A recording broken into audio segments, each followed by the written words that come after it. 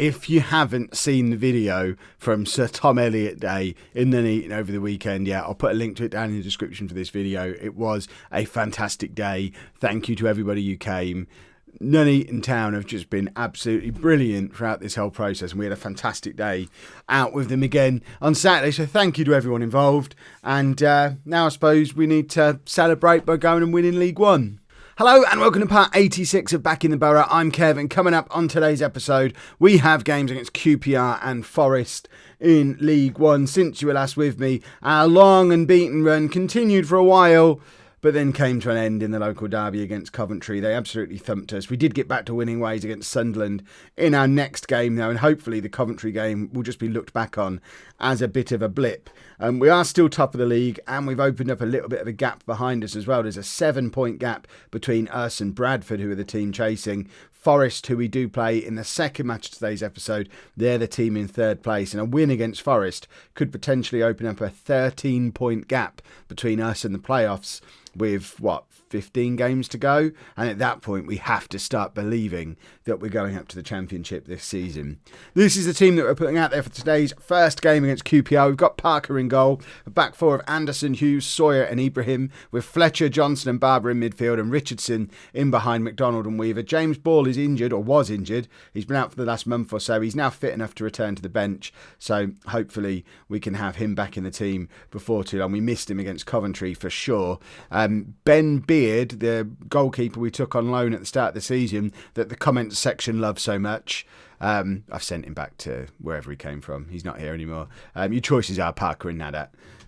The youngster, Phil Clark, the young 17-year-old now goalkeeper, who's now got 4-star potential rather than 5-star potential, he's gone out on loan for the rest of the season as well. So the only two options we've got in goal for the rest of the season are Parker and Nadat. The transfer window's closed. We make do with these two. It's Parker today. If he makes a mistake, Robbie comes back in for the Forest game. But Parker's played the last 3 or 4 games now and hasn't been letting us down. I am a little bit worried he's a little bit afraid of the camera though, so if he has another nightmare performance in front of you lot, then we'll put big game Robbie back in and just use Parker when nobody's looking. Fletcher, big ball over the top to Weaver, who is in behind and probably should have done a little bit better with that, but we win the corner, so he's hard done by me suggesting that he missed it. He missed that one. It was a save. And Richardson drops deep to collect. Richardson's gone off the boil a little bit in the second half of this season, largely because he's not really been getting in the team. James Ball has been his usual dominant creative force, and Richardson, he had that good start where we were all excited that he might be the second coming of Skelton, and it's not really worked out that way, and I'm ready to have Ball back in the team at this point. Talking of Skelton, by the way, the player who Man United wouldn't let come out on loan to us because he had to play with better quality opposition, we assumed he was being groomed to play in the Man United first team, went to Derby for 150,000 on deadline day back in August, in the Championship, has played 2 games for him. They won't let us have him on loan either. So if we hadn't have updated the training ground, we could have bought him. It's basically the moral of that tale. We probably wouldn't have been able to pay his wages, but we certainly at one point had like £250,000 worth of transfer budget knocking around, although we did move most of that around into wage budget and then invest in facilities, so we didn't actually spend that kind of money in the end. But it saddens me a little bit to know that someone who was such a star for us has been sold so cheaply, and we weren't in the market for him at the time.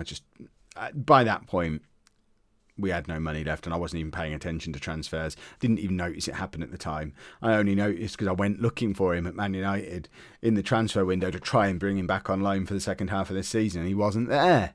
It's 1-0 anyway. Weaver's just scored for us, and free kick almost diverted towards the goal as well, but the QPR keeper collects. We've absolutely dominated this first half. QPR are a pretty poor side these days, and they find themselves in the bottom half of mid-table. Well, no, the top half of mid-table-ish. They're mid-table and they've equalised, so let's not diss QPR anymore. QPR are great. I mean, how often do you find football teams that start with the letter Q? They are without doubt the best football team I've faced today that has a Q in their name. Oh, QPR are delightful. Please let us beat you. We don't want to pick up a second defeat in 3 games, because that starts to feel like the early stages of a bottle job, and nobody wants a bottle job. This is the season where we want to go up. I've got this dream in my head now that we hit the Premier League for episode 100, which is a massive long shot, because it means we have to go up this year and next year for that to work, which, bearing in mind we're still playing players who were in our team in non-league, is a big ask. But, you know, maybe. We've just gone back into the league. Brandon Hughes with a towering header puts us 2-1 up on 48 minutes. So as it stands with that goal going in, the league table's just disappeared off the screen. Weaver, you could argue Weaver could probably have claimed that. But this puts us 9 points clear of Bradford at the top of the league and 10 points clear of Forest. 10 points clear of them before, I think. But we still have that game against Forest coming up, and McDonald forces a save out of the keeper, and we are in the ascendancy again. We've had 3 clear-cut chances today to QPR 0. We should be doing better than 2-1 up, especially because we've had all those half chances, all that possession. We've just been much the better team. But QPR is still the best team we've played today that have a Q in the name. Oh, Qs are great. They're in my top 26 letters. I love the letter Q. McDonald's having a terrible game. Dan Fisher's sat there on the bench, ready to come on. Barber's picked up a knock as well. So there's my 2 70-minute substitutes. Easy peasy. Fisher can come on for McDonald, and we'll swap Fisher and Weaver over to get them the right way round. Barber, I don't know who John Morris or Jake Dennis are. I'm still getting to know some of these players who came in the summer. So John Morris is a little bit older than my typical signing, and he's a centre-back. So he ain't coming on. Jake Dennis is an attacking midfielder, who again is a little bit older. So these are 2 of the... we spent a little bit of money on wages for players that we've not actually used. It shows there's no point spending a little bit more money on wages. He's getting over £1,000 a week, and I didn't know who he was in February. So that suggests don't sign 23-year-olds on free transfers, because I ain't going to use them. Just continue bringing in the kids. Not that we'll probably be able to do that once we get to the Championship. They're just not going to be close to good enough. Ibrahim crosses in towards Weaver. That's a good header from Weaver, but couldn't quite angle it past the goalkeeper.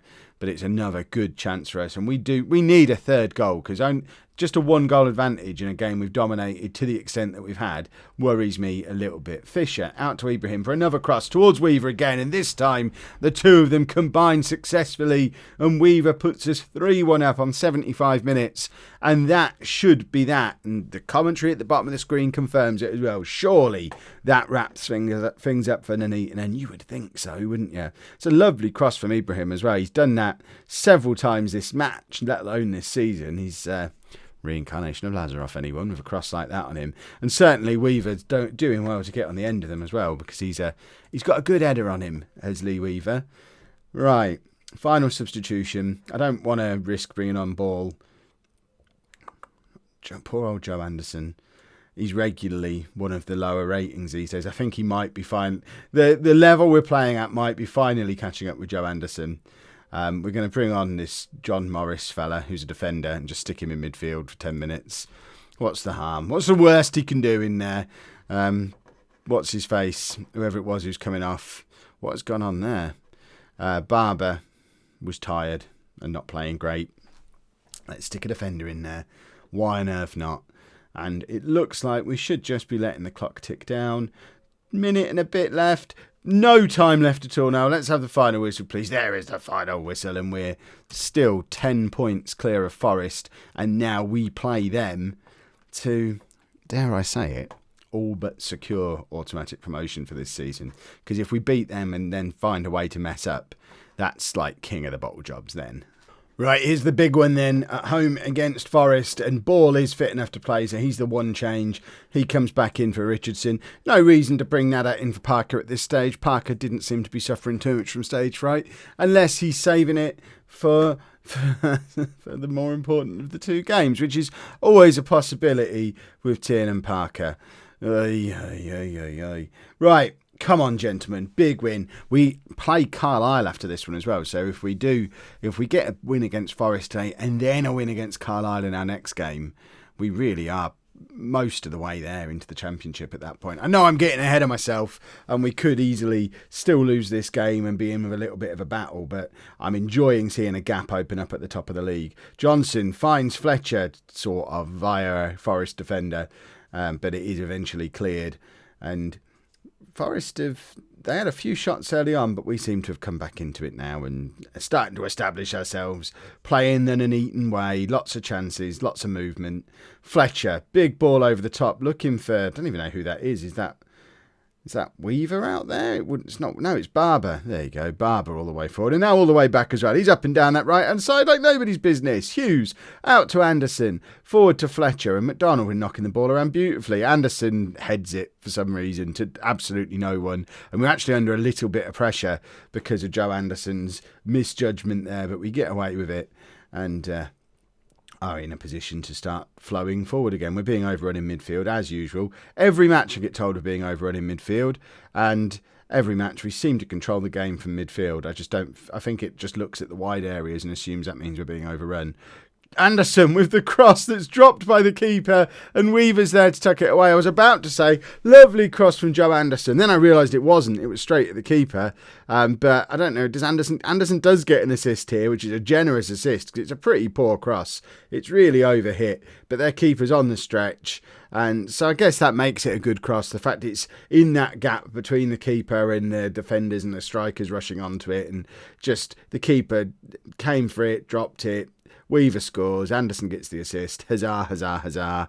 I like the fact that we're getting our fullbacks forward and getting lots of crosses and lots of goals coming from those areas. And we've got the two big lads up front at the moment, keeping Fisher and German out of the team, who are our two sort of smaller, quicker poachers, if you like. We've just gone for the two big lumps up front because we're having so much success with crosses from deep from our fullbacks at the moment, so we may as well just keep the lumps in there to do what they've just done. Anderson with a free kick from deep this time, and it's another big cross towards Weaver, and it falls to Barber, who squares it to James Ball, and on his return from injury, Ball grabs another goal, and it's 2-0 to Nuneaton just before half time. And as it stands right now, we are 13 points clear of the playoffs.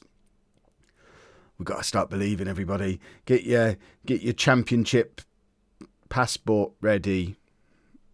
I mean, I don't know what you need to get into the Championship. It's unfamiliar territory for me as a posh fan. We're not there very often.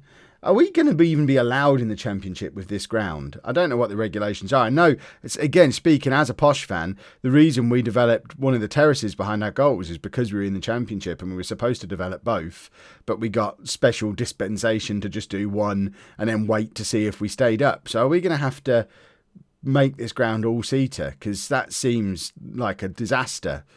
We'd be better off just building a new ground. We're maxed out with just over 6,000 people in here today. If you try and put seats on this, it's going down to about 3,500. We need to just build a new ground in the summer. It's 3-0, by the way, just after half-time. Fletcher forward to Barber, who just slots it into the path of Weaver. And Lee Weaver is becoming a superstar for us. He's taking over the position that's previously been filled by Fisher and Mason and Sedwin Scott, and just scoring so many goals for us. He was good last year when he was here on loan, but now he's one of ours. Now he's our player. He is just playing out of his skin like an absolute superstar at all times and bagging a lot of goals.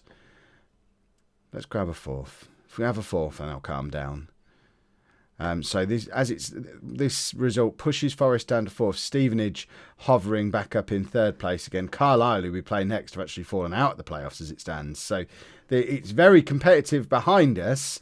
We're just spoiling the fun of everybody who's chasing to win the title. I think we should be on course to win the league.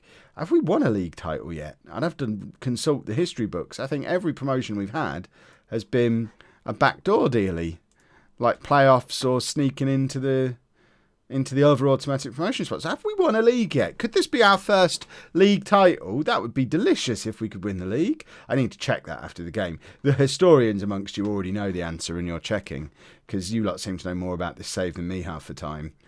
Johnson can come off for Squire Bill. Someone was asking about Squire Bill the other day. There you go. He is still at the club. He's just not really good enough for us now. And by the way, new Omar. who I told you about and we've never met, I don't think, but Nuneaton has been tutored by Sir Tom Elliott, so now he is Squire Nuneaton, which I think is one of the best games ever, and I might just play him, even though he's not very good, just because he's got a brilliant name. It looks like this is ending 3-0. I can live with 3-0 at home against Forest. If you'd have offered me that at any point during the rest of this save, I'm taking it. And I'll probably continue to take it until we're a Champions League club, because 3-0 at home to a club like Forest is never a bad result. Barber, nothing. Just nothing. And we've got a minute left. Have we got time to grab a fourth? It's with Barber again. Plays it into Weaver. Fisher's in the middle. I forgot I brought Fisher on from McDonald. But Fisher is in the middle and misses. In fact, we've not swapped Weaver and Fisher over, so that's a bit of an error. We've got Fisher playing as a target man and Weaver as the advance forward, which, as we all know, is the wrong way round. But Weaver's in such good form playing as the advance forward with McDonald alongside him. It seems fair to leave him as the advance forward and let the rest of the squad fit around him. Fletcher, forward to nobody at all, but it is full time. We've absolutely thumped Forest there.